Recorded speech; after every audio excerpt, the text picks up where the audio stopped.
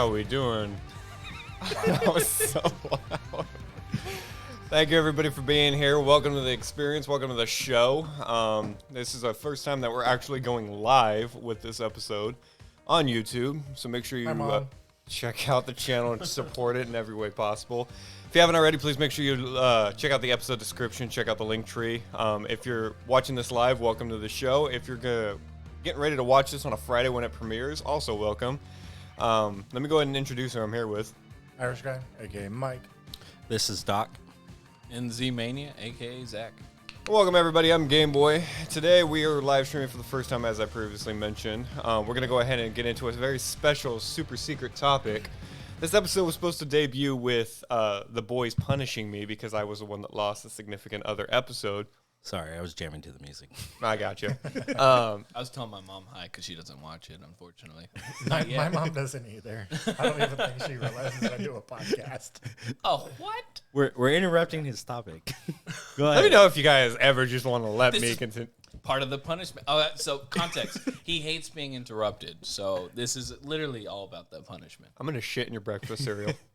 I love you too. So anyway, Hi, little one. I love you. This is Dad 2. Or the other dad. I'm going to continue now. So the punishment, because I lost a significant other episode. So, Ronnie, you should give a little bit of backstory to the other dad. Maybe I shouldn't have told them that. Did they not? Did they not no, know that? no. I knows not. They did.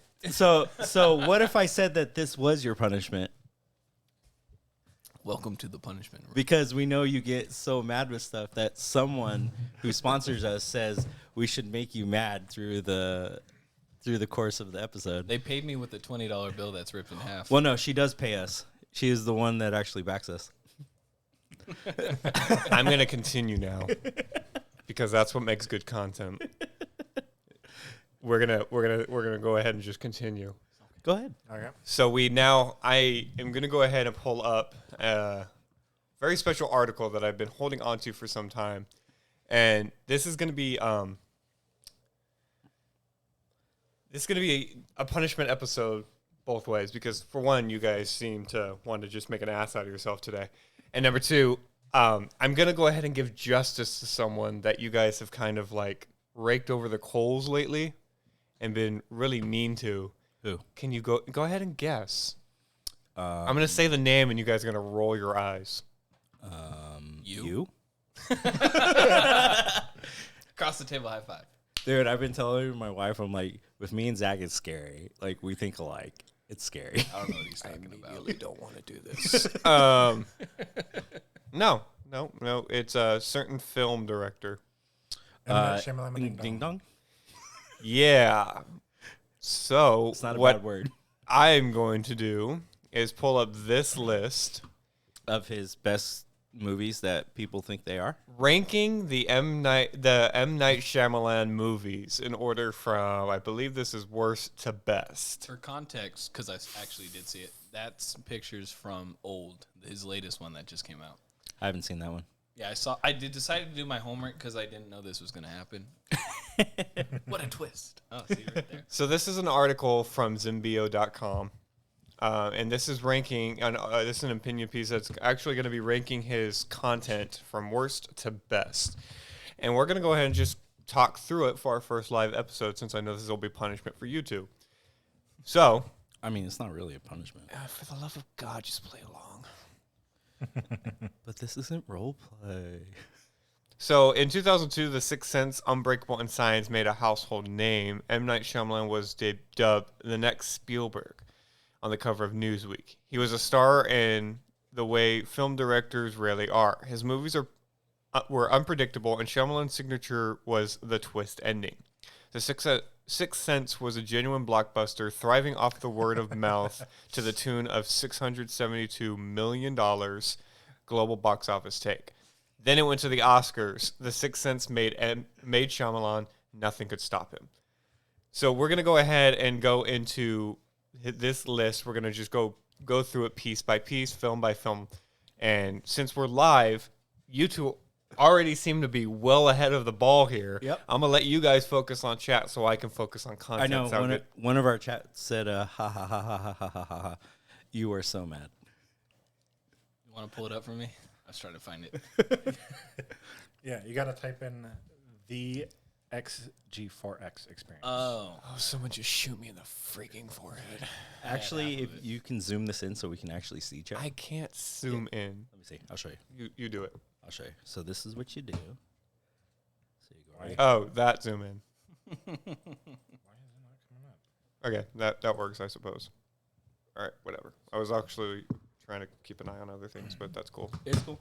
It's cool. Oh, it's missing an X. Oh, Yeah. All right, so the first movie on this list Never forget your X's. going to be Praying with Anger, always forget that. 1992. Never seen it. The good, endearing, supporting performances. The bad. Praying with Anger is basically a student film Shyamalan made a year he graduated from film school. It looks like one. The director stars as well and stammers his way through the scenes. It's completely amateur in the way he probably shouldn't even be listed here. But this is where M. Night Shyamalan started. Don't judge the grade too harshly. So they gave this movie an F. This is his first film. When he graduated film school, this is what he made. And Ronnie, you already said that you haven't seen it. Mike, I think you said you didn't see it, and you didn't see it. So I mean, you can tell this was done in the 90s. Oh, yeah. The graphics on it look horrible just by the screen. moving on, we're going to go ahead and go to Wide Awake from 1998. The Good, a harmless movie that helps kids coping with death. The Bad, shameless melodrama, overly sentimental, feels like the movie director robot from The Simpsons directed it. TV movie quality, soap opera dialogue, annoying kid actors, Rosie O'Donnell, somehow more boring than Airbender and After Earth. Grade F. Trying to remember if I've seen this. I've seen a few of her movies with her, but it doesn't sound familiar. I've not seen it. Yeah. Yeah, it's. I Can feel I- like I saw a commercial for it once, and that was, or maybe no, I saw the box for the VHS at my grandpa's house. I think that was about it. Yeah. This might have been during her angry days. So, you know. What is everyone's hate for Rosie O'Donnell? I loved her in Flintstones. Well, that was Flintstones. Whatever. She was Because Betty. everybody Yeah. loves the Flintstones. Exactly. My Flintstone gummy said that I was a kid fighting off the Delta variant. I think Rosie said something not very pleasant to the ear, racially charged a couple years ago. And that's Oh. why people don't like her. I thought everybody loved her because she made fun of Donald Trump. It be wasn't mistaken. No, enough. I think you're thinking Roseanne. Oh wait, yeah. What? Okay. Oh, yeah. Yeah, You're right, you're right. recently was Roseanne. Yeah. Wrong Okay. rated R. Okay. The next one on his list, we should all know this one. The Airbender. The what? That The movie last never Airbender. existed. That movie never existed. 2010. The Good. Dev Patel's scarred villainous performance as Prince Zuko. The Bad. Everything else. This movie is a bastardization of the popular Nickelodeon series it's based on. The cast is whitewashed and terrible by all accounts. Wooden acting mars every scene, exacerbated by Shyamalan's embarrassing dialogue. The special effects are laughable. This is one of the worst movies ever made, considering the budget, $150 million. Grade F. I've still yet to see this movie. Really? Yeah, I've still yet to see this. Never even heard of it. I've seen the beginning. And Okay, it's okay, time out, so time out, bad. time out, That was time out, time sarcasm. out, time out, time out. I can't do this if you guys aren't going to play along just a little bit. I get the humor of haven't seen it, but No, legit. I have yet to see it. I saw They- the beginning. I want to say Mike, our friend Matt, and then my wife might have went and saw it. But this is it's because I love you so much. That's why I'm loud. For those listening, he's talking to somebody in chat. Check out the chat to stay involved with all of the conversation. Yeah. But no, this was one of the movies I think at least I know my friend Matt went. I think he took one of our other friends, and I've still yet to watch this movie. Like, it's come on, I've seen like bits and pieces, but it's just like flipping through the channel and then I change it. Yeah, I think I sat down to watch this twice. One was back in like high school or something like that. I think it was on at Sunrise Mall, and I did not pay attention to it at all. Like, Was there it was a even few worth of the us. $1? And- yeah, it was terrible, and like I just remember kind of like the boat scene. That was about it. Yeah. And then another time. I'm sorry. I'm so tired and slow. I was just like, $1 to get into the mall. I was like not even realizing that the theater over there did. Yeah. Yeah, it's Sunrise. So, yeah.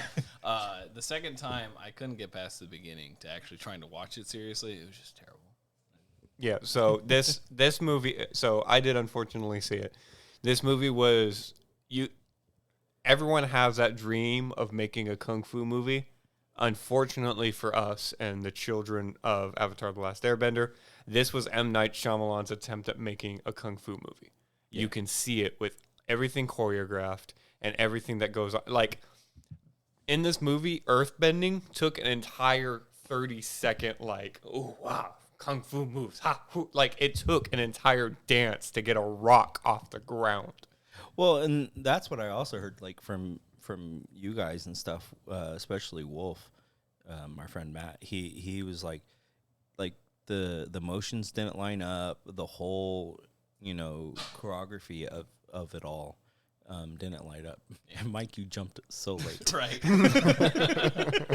I was laughing. Oh no, we saw you just like go like this after he sneezed, and it was just Like, I heard it in here and. I think it could have been good if instead of doing The Last Airbender, it was just heavily or at least mildly inspired by the show and then made his own, like, not this. It should have been called M. Night Shyamalan Ding Dong's Last Airbender. Well, and that was the thing was like, it was the TV show was really popping off, and they needed he was really big at that time, so they're like, oh, let's get him to film this. So, that's the only reason why I think they got him for that. So, Yeah. because he was the name at the time. Not all collaborations work out well. Yeah. So moving on. Oh, how many movies does he make? Does anybody know? The exact number? Yeah. Well, I certainly find would out at I the end guess of this. 14. Yeah. 14? Well, It's a I was trying not to pay attention. Okay. But it was 14. I wonder how many of these are Fs. I think Right now- so far all of them. Right now, currently, we're at 3, I think. 4? Mhm. 3 for 3. 3 for 3. All right. Yep, 3 for 3. not to be confused with Industries. Yep. The next one on his list is After Earth, debuted in 2013. This one also receives an F. The Good. The idea of predators who hunt by smelling fear and a human soldier adapting to becoming fearless is pretty cool. The Bad. After Earth is a futuristic movie that made almost entirely with weak CGI. You are constantly being reminded how fake everything is. Not one, but 2 Smiths. Will is humorless for the first time in his career. His son Jaden is totally lost acting in green screen land. His swagger is unearned and inauthentic. The world building isn't there. Everything seems cobbled together with little thought. Yeah, I can pretty much say that. Like, I am kind of on the fence with this movie. I would rate it almost a D. If it had a little bit more, I would have rated it a D.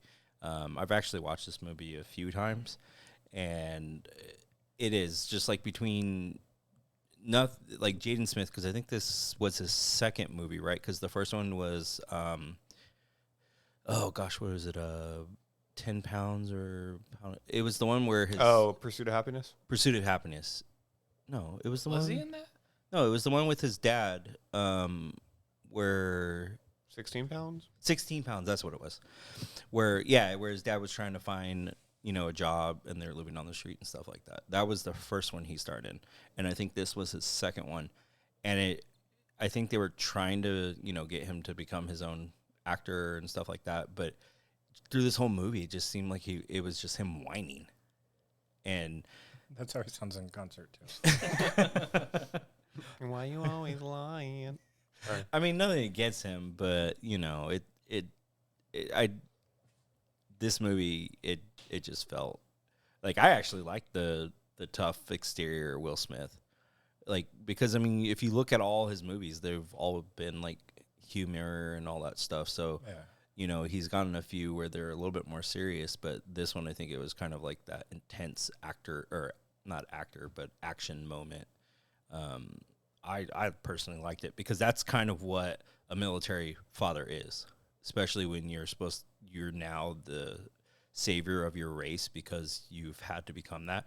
You have to show that tough exterior for them. So I think his character was actually portrayed pretty good. Yeah. So I haven't seen this movie. I don't even think I've heard of it. But from what the good is on that, sounds really good. And just for the record, Jaden Smith was at Coachella. I didn't go to pay to see him. I went to see him in hopes that he would bring his dad out, and he did. So I can say I saw Will Smith in concert. But that's also how I got to see like Dr. Dre.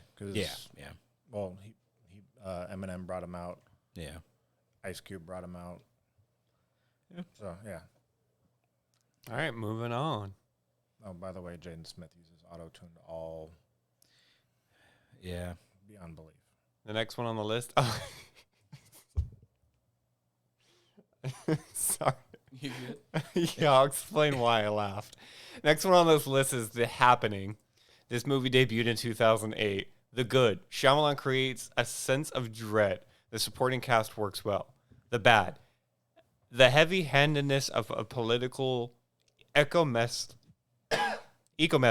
that's more suited to Dr. Seuss and M. Night Shyamalan. The anticlimactic reveal of The Terror, The Wind, is a mockery of Shyamalan's penchant for twist endings. He forces it. Mark Wahlberg's silly B-movie performance. The Happening includes many horror tropes that are supposed to be odes to the genre, but they come off as silly. D. The reason I laughed is because the only thing that I know from this movie, because I haven't personally seen it, is there's an old lady in the hallway or something, right? She goes, "Are you going to kill me?" And he goes, "What? No." It looked so fucking fake. So this movie is a movie I know my wife's seen, but I have yet to see. As you can tell, a lot of his movies I haven't seen. I don't watch a lot of his movies. But when you scroll to that picture, I'd instantly go, "Hey, it's Marky Mark." Yeah. Anytime I see Mark Wahlberg, I think, "Hey, Marky Mark." I'm so happy for you. Hey, it is Marky Mark. You see But him hey. in his Calvin Klein underwear? No, but this Oh, is yeah. this is the first I one don't know about that. that is not enough. Hey, improvement. I mean, I haven't seen it Five either. I heard films. it was terrible, but yeah, hey, good for So good for you. five films, and the highest grade is a D. Yeah, we just needed a Wahlberg.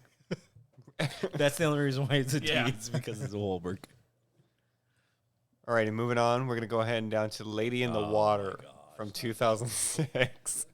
The Good, ambitious, original fairy tale, talented cast, professionally shot and executed. Paul Giamatti tries his best. That's great. The Bad, predictable, incoherent, self-important. Shyamalan plays a supporting character, a writer whose greatness will save the world. Oh my God. The fantasy is ludicrous, involving a Narf girl who lives in a swimming pool and a wolf-like villain called a Scrunt. Bryce Dallas Howard's campy performance. It wants to be profound. It wants to be a profound statement on myth and the power of story inside us all, but fails. C-. There's two things I took away from that. First off, Paul Giamatti tries his best. That's just the greatest line I've ever read. It is, man. I've seen the trailers for this, and I've seen like snips of it, but it's still one of those movies where, like, I've read a lot of the reviews, and they're just like, yeah. It's like, where was his movies at the beginning of his stuff? You know, where was that at? He just tries too hard. Yeah. Yeah, this is one, again, haven't seen. But I just find it that he puts himself as a writer that's greatness is going to save the world. That's basically him saying that he's going to save the world. At least that's how I look at it. I'm still waiting. But the grades are slowly climbing. Oh, hold on. Monster, I can't answer you because I can't hear you, okay? I love you. For you guys, my little one's watching, and he was watching the live feed on YouTube, and he's like, "Look, Daddy," and this is from the other room. Daddy. I was like, "What? I'm here." And he's like, "Daddy," and I'm like, "What?" So then he comes in the room. And he's like, "No, look, Daddy," and so then I was like, "Yeah, that's Daddy's recording." And he's like, "Okay, I'm gonna go show Grandma," and then I hear in the other room, Grandma, look, it's Daddy. It's Daddy, or it's other Daddy. And I'm like, so he comes back to me and he's showing me, look, it's other Daddy. So, Yeah, the joys of live streaming. Hi, bud. all right, moving on. Next on the list, Old from 2021, the one that Zach you just mentioned just released. The Good, Shyamalan's 14th feature. 14 films. Oh my God. Shyamalan's 14th feature film, Old, is based on a French language comic book, and its conceit is fascinating. Horror ensues at a secluded tropical beach when a group of travelers all begin aging rapidly. The idea is great, and Shyamalan tells the ruthless story with matter-of-fact decisions. The director also manages the aging process perfectly, swapping out older actors seamlessly. The Bad. The writing is B-movie stuff most of the time. Despite an impressive overall conceit, moment to moment the film flounders. Consequently, the acting is also challenging. Old also resolves itself predictably with a garden variety explanation for the amazing goings-on. Grade C. So this movie, when I first saw it, because I was watching one of the trailer YouTubes, and I saw it, I was like, oh, okay, that looks good. I was like, and then it's like some of the acting in there, I was like, okay, I might go see it. I'll wait for it to come to a streaming service for me to see it, right? Yeah. And then it's like at the end, said his name. I was like, okay, never mind. Yeah, that's fair. But like from the time aspect and stuff, I thought it was brilliant. And I could see where they do see some of the acting, because even in the trailers, it's like that. Mm-hmm. So will I watch it? I might actually break down and watch this just because of time. Yeah, conceptually, I thought it was a great idea. I was consistently guessing correctly on a lot of it, including the main phenomena of what's going on and why it was and how it acts up. And I'd say something, and then a minute later they'd say the same thing or something practically the exact same. Yeah. But I still enjoyed it. Let me go through the list of the good, because I remember there's some of this stuff that I didn't agree with. The swapping out older actors seamlessly. I wouldn't say seamlessly. Yeah, because isn't it like they go behind a rock and then all of a sudden they're like... It's not that bad. I'm just saying it's not like the age transformation is that hidden. Uh-huh. It's I don't want to say anything too bad, but or to say any spoilers, but yeah, it's fine. It's It's fine. It's fine. Nobody watches an M. Night Shyamalan Right. movie, apparently. Right. While they're aging faster, it's not like you're looking at the kids and they are growing to your eyes. Yeah. They actually did the math, the people there, on how long an hour was, and it was what was it, 7 years for an hour? So they added it up, and it, just for a few seconds, the kids were on screen long enough to where you'd actually see them grow. Oh wow. But they didn't. So that's why I'm saying it's not really that seamless. It's suddenly there was another kid. And It's the pan around. Yeah, view. one of them had a facial a mole or something right there, and so they were like, okay, you kind of look similar, but the mole, you're the same as that kid. Yeah. Well, because that actor was the one that played in Jumanji in the new remake. The older kid. Yeah, I haven't seen the new remake. Yeah, they're pretty bad. Yeah, I've heard. My wife, and kid watch them all the time. So, But they do pay homage to Robert Williams and stuff like that in the first one. Okay. So I like That the alone original would be movie. worth watching. I didn't know that. Yeah. I like them. yeah, they do pay homage to him. They're done pretty well. So if you do have a chance, I have Disney Plus. Is it on there? Was it Disney? I think they. Ooh, I don't know. In the comment, my wife, can you tell me where they are? Because I know you guys watch those things so much. In the meantime, Thanks, let me Nick. demonstrate. It's gonna be a race because I'm doing it too. All right. All right, moving So, on. yeah. Unless you had any more. Sorry. Hey, Mike, I just had a quick question about some stuff. How long have you had a dog? I think he's been working on that all night. Yeah, it's just like when seamless transition, duck under a table. Hello, everybody. But yeah, I probably would give it more of a B Not on Disney minus. Plus. No, that's too bad. But yeah, Freaking acknowledge me. it was highly predictable. And at the very end, when a new piece of information turns up, and you think about it, it pissed me off because they had access to this information literally the entire time. Yeah. The entire time. That's how his movies are, though. Yeah, but you like the entire time. Next on the list is going to be Glass from 2019. The Good. The third film in Shyamalan's Estral 177 trilogy brings the characters of Unbreakable and Split together in a compelling crossover. Samuel L. Jackson, James McAvoy, and Bruce Willis in a psychiatric hospital. McAvoy goes off, playing 20 of his 24 personalities. Sarah Paulson's ability to play smart. The Bat pretends to be a standalone movie, but it's not. You need to see Unbreakable and Split before this one. Seems resolute to exist as a commentary on comic book movies instead of being a solid comic book movie itself. Too much exposition. Not enough action. Exploits a medical condition, DID, for scares and laughs. Feels extremely rushed and incomplete. The film's 3 twists are unearned and illogical. Forced in every way. Grade C. Honestly, it was. You could tell that it was forced. I would actually probably rate this a little bit lower. I could probably give it a D. The acting from all three of them really good. I love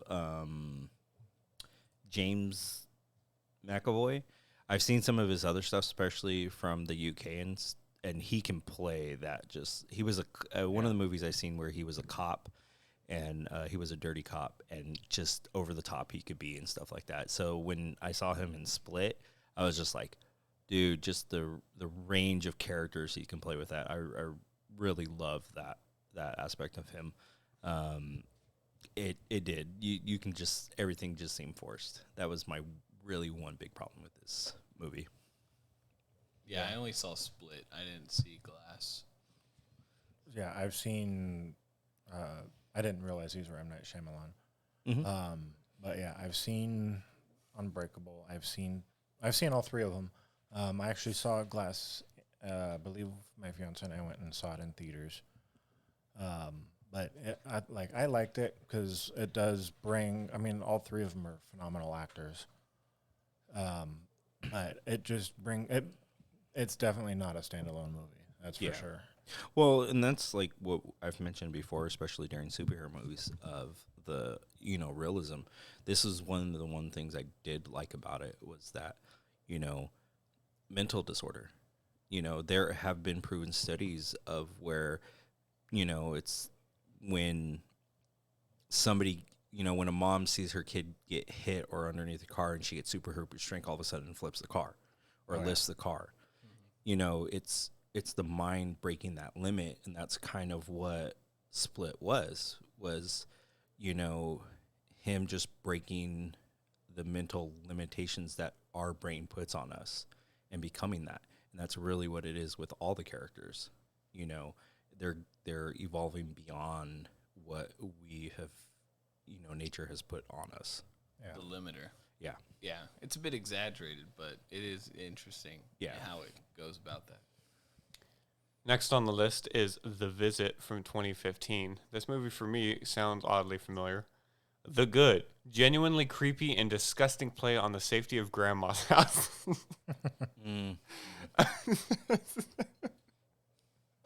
Oh my god, I'm so tired. Works mostly as a straight-up horror movie. Shyamalan's storytelling is grounded. Attuned to the material. Nothing fancy, sharp, modern update of an old-fashioned fairy tale. Effective villain reveal. The Bad. Stuck between being a horror movie and a comedy, which dulls both effects. The docu-style lensing is annoying, distracting, cheap-looking. Disgusting happenings may be too much for some. Forgettable. This gets a C+ as far as MBO is concerned. First off, I'm going to have trouble if this is how they're going to preface all of their goods. Genuinely creepy into the safety of grandma's house. You can't come at me with that kind of headline. But it gets a C+. So I'll let you guys, if you've seen it or, whatever have you. Honestly, I think I might have heard something about this, but I haven't seen it. Have you seen it? It sounds oddly familiar. I've not seen it, but just based on the image that's on the screen right now, I wouldn't be surprised if I've heard of it. Yeah. I don't know for sure if I've seen it. Yeah. I think I probably saw something about it in a movie. Yeah. Back when we used to be able to do those regularly. Yeah. Like I said, I think I might have seen it on a trailer or something like that. But Yeah, I was gonna say it doesn't. The premise of it doesn't even sound familiar to me or anything. But I wouldn't be surprised if I saw it as a trailer because I know I've seen a lot of the movies, or I went to the movies a lot back then. So it definitely was forgettable. yes, That most was definitely. very. All right, moving on. Next one on the whoops, wrong one. Next one on the list is The Village from 2004. Was that this really that old? Yeah. Doesn't feel like it. The Good. Bryce Dallas. Oh man, this poor woman. Bryce Dallas Howard in her screen debut as Ivy, a blind. Sorry to interrupt. This is Jurassic Park chick, right? Yes. Okay. Yeah. I just wanted to make sure. Yeah. Yes. She makes the ludicrous dialogue sing, and you want to protect her. Roger Deakins' eerie cinematography, the stellar veteran supporting cast, the period production design, Shyamalan's talent for framing and cutting suspense sequences. The movie remains watchable, fun, and scary, even though the entire movie is a plot hole based on the premise an insular community could exist for so long in modern times as if planes never fly overhead or outside noises are ever heard. The silly creature costume design. Adrian Brody's hammy performance. The movie gets worse every time you watch it. Wait, stop, time out. Anyway, let me finish. Hang on. The movie gets worse every time you watch it. The Village proves Shyamalan's stubborn dedication for surprising the audience over all else. Even reason. Grade C+. Time out. Back. Rewind. What do you mean every time you watched it? If You watched it Someone take twice? right, exactly. I have watched this more than once. Yeah, I've seen it 2 or 3 times Yeah. personally. That's literally going. I think I that own it. That actually. really hurt. I think I own it on DVD. I wonder I if think it's I've gonna hurt watched it again. with you. Yeah. When we were roommates. I don't know. I think I'd give this one a B-, not a C+. Minor difference, but there was a lot that was bad to it. And to be fair, I haven't seen this movie in 10 years, and I probably never really watched it that critically. But some of those cons, the noise of the airplane, I wouldn't say that those are so obvious. Yeah, that is likely, but they're in the middle of a nature preserve that some rich dude funds. Well, the money running out is one thing. Well, that was the thing. So they do say all the adults there were rich at one point. Yeah. And so they combined their money because they didn't want to deal with the outside world pretty much anymore. And so they buy all this land that they live on, but I also think they might have bought a little bit more further land, and then they bought the space above them. Yeah, there was a lot of she had to walk pretty far to get there especially as a blind woman. Yeah, and that was the thing though, was also that, I mean, look at the government. You throw enough money at the government to say, hey, we don't want planes flying above our space, you can do that. There are ways to go about doing that, Yeah. especially if you have the money. Yeah. I think they listed it as some sort of nature reserve, which is how they were able to get that to go. I haven't seen this in a while, but that's like the guy patrolling the fence said something along those lines. Yeah, and that's why he was shocked to actually see her. Yeah. Yeah. All right, moving on down the list. Split from 2016. The Good, genuinely frightening, imaginative, and completely absurd. James McAvoy's performance as 23 different personalities within the horde. He can't do American accents well, but he makes the character believable, which is all you can ask for.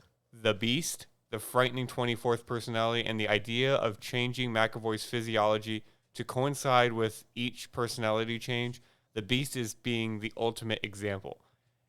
Anya Taylor-Joy's strong, terrified performance, the daylight kidnapping at the beginning is beautiful, evocative of the vanishing. The Beast savagely eating people is gross and awesome. God damn it, just go over. The Bad, derivative, predictable. Final girl Taylor-Joy is never really in danger. Exploits the idea of child sexual abuse and depicts it in all too real ways for the movie that doesn't take it seriously. Trigger-inducing. B-. I can see that. Finally got a B-. Yeah. This movie, yeah, I've seen it, and it is a very intense movie, especially with some of the story in there. So Yeah. Yeah, the first time I saw the movie, when did it come out again? 2016. Okay, I think that's about when I was working graveyards, I think. And the first time I saw it, I was not getting a lot of sleep, and the first time I watched it, I actually fell asleep. But then I went back and watched it at a later time, and I was like, how the hell did I fall asleep during this movie? Yeah, Like, 'cause I was just it is straight up exhausted yeah. to fall asleep. yeah, this is one of those movies that if you're actually awake and you're paying attention, it's intense. Yeah. I could imagine I probably had like the weirdest dreams, but it was so long ago, I don't remember. Especially with it playing in the background and you're just hearing all these noises and stuff while he's asleep. Next on the list, Signs from 2002. The Good. Everything up until the end, and the end isn't terrible. The alien reveal, the chittering alien sound effect, the use of crop circles, Joaquin Phoenix at the Army recruitment office, Joaquin's entire character, Cherry Jones' dignified performance as a local cop, Shyamalan's use of flashback and foreshadowing via Abigail Breslin's character, The Water is Old, Mel Gibson's loving, angry performance, Rory Culkin's alien expertise, The Bad. The film's twist creates a big plot hole. Why would aliens who can be killed with water invade a planet that's 70% covered by it? Grade B. I don't know, because like if as humans, if we found a planet that's 70% oil, we'd probably still go try to invade it, in spite of the fact that like drinking it would kill us. But my favorite part about Science, personally, is its influence on the Scary Movie series. And with this movie, it was also the whole foreshadowing of her telling her boy to always swing, and through the entire thing, and then at the end, you gotta swing, and it's like clicks. Oh, I'm supposed to swing at the water glasses, and then the daughter constantly leaving water around. She's how old now, and she's been leaving water around for how long? Right. It just certain things you can tell. Oh man, I wonder what the water is going to be. I wonder what this is going to be. It just, you could tell the Extremely predictable. Yeah. For a director famous for twists, they're awfully easy to foretell. Yeah. So one thing I just noticed is with this pic, is Rory Culkin, Macaulay Culkin's younger brother or kid? I'm assuming younger brother, because I just saw the year. Yeah. He looks so much like his brother. Like, yeah. They couldn't get the other Culkins. They had to get Culkin. They had to go the B Culkin list. light. All right. I was looking, I was like, man, she's so young there. Right. Next one on the list, Unbreakable from 2000. The Good. Includes the greatest ending twist ending in comic book movie history. An original comic book movie, a very rare thing. Samuel L. Jackson's ferocious, brilliant performance as Elijah Price. Shyamalan's brilliant dual origin stories highlight a fantastic script. The Hitchcockian filmmaking, the attention to detail, silver gun with a black grip. The bench press scene, the bad, gloomy, plotting at times. Robin Wright's character is underused. Spencer Treat Clark is too eager as the superhero's proud son. A-. Yeah, that's pretty nail on the head with that. Yeah. It's been a long time since I've seen this movie, but I remember it was damn good. And then watching him reprise the role in Glass was I just don't like it when they label like gloomy movies as automatically like that being a negative. Because usually they'll also slap that same title on for like gritty realism and stuff like that. Yeah. Like just because you're not getting your happy sunshine lollipop story doesn't mean that it's bad. Well, and this was also during the, I think, when did this come out again? Like the Matrix era. Yeah, so Gosh, you could see the Matrix, and that's sorry, just that picture. I know, really though. No, if you That's what made me actually think about it. if you actually look at some of the comic books that were shown in the in there's actually reference to a lot of action heroes and stuff like that throughout his comic book shop. But yeah, no, I liked it because this was, like I said, one of those gritty ones. The one like what could really happen. You know, we do have people that they do have to wear braces pretty much because they do have that symptom of the glass where something bumps them and their bones are shattered. Yeah. So, Oh, is that why his name is Glass? Sorry, I didn't know that. I've not seen a single one of these. You need to. you haven't seen You need to watch all Brittle three of bone them. disease. Yeah. I just want to point out that I don't know if you can see it on the stream, but they have the old WWF logo on there from wrestling. Yep. That was so long ago. Yeah, and then there's Avengers to the bottom right. At least I assume it's Avengers. All you see is Engers. Last one on the list, The Sixth Sense from 1999. The Good. Includes one of the greatest twist endings of all time. Includes one of the greatest child performances of all time from Haley Joel Osment. The ultimate example of Shyamalan's meticulous paper snowflake style in which the director snips and cuts for 2 hours before revealing something wonderful and satisfying at the end. I don't know what HT means, but Wesley Morris. Donnie Wahlberg's possessed performance, Toni Collette's frustrated performance, Bruce Willis's restrained performance at the end, the use of darkness and shadow to heighten suspense. The bad, nothing. Misha Barton puking is gross. Grade A. That was the first thing I read was the Misha Barton. Right. It was gross. Well, I think that wasn't it like reference to? It's been a while since I've seen this movie. What was her puking to? I have no idea. I don't remember that scene. It's like I think I've only seen this movie twice. I think, and even then, like the first time, it was still hard for me to get through because Yeah, I I saw was it young. once, and I was pretty young back then. Yeah, I'm a '90s baby. yeah. I think I was in my teens when this came out. Yeah, because so yeah, I was in my teens, so I don't remember watching this. The beauty of being at a computer is we have YouTube at our disposal. So if you guys really want to see Misha Barton puking, No, that's good. fine. I mean, I was just trying to figure out if it's like a reference to, what's that movie with Exorcist? Yeah. That's why I was wondering if it was a reference to, because you know how like a lot of these people reference that. I'm gonna let you know that the kid actor right there has not aged well. No, he's He is. Haley not Joel aged. Osment is a strange looking. Yeah, because I know I mean, I'm getting an evil look over here from the room. Yeah, I saw him in I want to say one of the SVU. he was just in something that we were watching. Was he the criminal? Actually, yeah, he was in SVU. See, right there.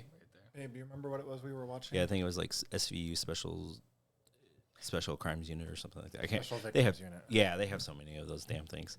And he was in there. I was like, he was a lot bigger, and he still has that baby face with like a beard. And I'm like, I was like, dude, part of me feels sorry for them because it's just they just don't that baby face. Sometimes it's a curse. Yeah, have you seen him recently? Mm-hmm. Right. Oh, yeah. Oh, yeah.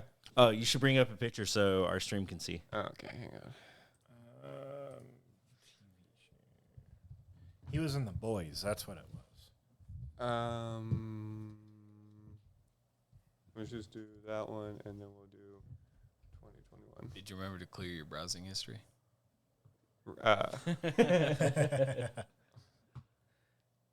So this is apparently what he looks like in 2021. Yeah. I think he's got a fuller beard now. Yeah. I mean, I can keep going through it. Yeah, it's like Yeah, they did I think he Face Off kinda and they looks like just that. cut off around just around the eyes and the mouth. And Yeah, then see, just that put was a on the year grown ago. man's face. Like, and even when he's like, when the light's like washing him out, he just. I don't like how every time you switch pictures about 4 or 5 times to So that's completely 4 different months ago. pictures, but the face just looked like you copied and pasted right with mouth and eyes, and then put it on each one. And like, but the other part was zoomed in much, so like, just all this extra space. Yeah. So that was 4 months ago. So it looks like he's actually lost some weight. That's the picture I was thinking. That's what I was picturing. Him. Oh, do Silicon Valley. Him. Is that from Silicon? Is that Silicon? It says Silicon It says Valley. right there in your headline, bud. Oh, okay. Yeah, that's that what I was first one. picturing. Yeah. Dude. It just doesn't match well. We really shouldn't be body shaming. No, it's face shaming. Totally. It's totally fish I mean, I'm not a looker myself, but I mean, hell, I got a face for radio, so Yep. And we started to stream. Yeah, podcasts. exactly. That was my idea. So yeah, if you have any comments or concern, you can go ahead and email the show, and then we'll read them. Yeah. But what we're going to go ahead and do is we're going to go ahead and take, if you're listening to this on Spotify or whatever service you're listening to us on, this is going to be the introduction to our Anchor ad. If you're watching us live stream, this is where we're going to go ahead and take a few minute break. You're going to hear some nice, nifty background music. And then we're going to go ahead and continue on with the show. We just need a few minutes to go ahead and recollect ourselves and prepare for the next article. In this time, please feel free to leave us a review. We don't know what listening platform that you're listening to us on or watching us on, but we'd greatly appreciate any review that we'd get. Never ask for 5 stars, but again, we'd appreciate anything we get. Take the time to look at the link trees and everything below to see when and where you can find us and how to connect with us. There's also going to be a link in there for you to email the show, so feel free to do that as well. Give it about a few minutes and we'll be right back after this message. don't forget to subscribe.